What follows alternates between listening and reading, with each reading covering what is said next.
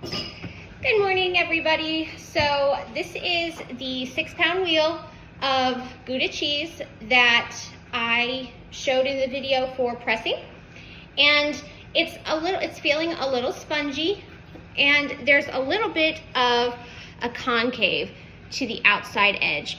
It's kind of hard to see in the video, but it's kind of like I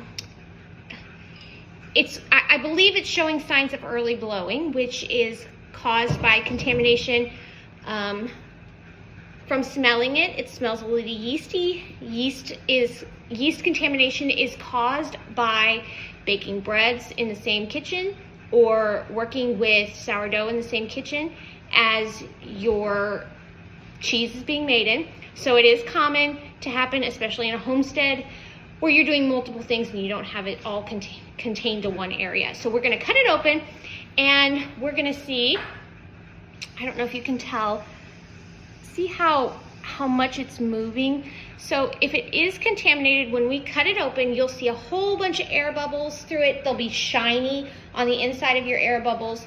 And then they'll also be concave to the top. What happens is CO2 and gases are building up inside of there, and they pop inside of there, which causes it to have holes all through it. So it'll look similar to a Swiss cheese. This is not a Swiss cheese, so it shouldn't be happening. So we're gonna cut this open and see if I'm right. And I am. Unfortunately, you see all those little holes.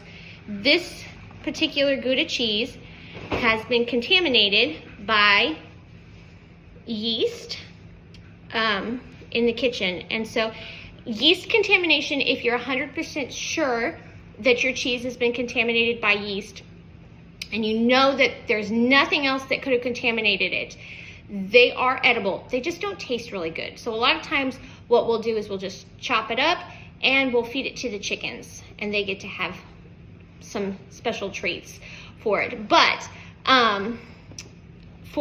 if you're not 100% sure on what contaminated your cheese, you should just go ahead and throw it out, because it's really not worth checking to see. This cheese has been sitting for, I think it's been sitting out drying for about 2 to 3 days. So a lot of people who are scared, oh, I think I'm gonna kill myself because I can't tell if I've made bad cheese and it's gonna make me sick. It's very easy to tell. Cheese is one of those things that it's pretty, because we have to age it because it lasts for such a long time. It's not something that, if it goes through the aging process and it hasn't grown the wrong color molds, it hasn't gotten a bunch of air bubbles, this is only after 2 or 3 days you can tell there's a contamination in the cheese. So it's pretty easy to tell on a lot of the different contaminations. So don't be scared to try. It's fun. We enjoy it, even if we have to throw some away.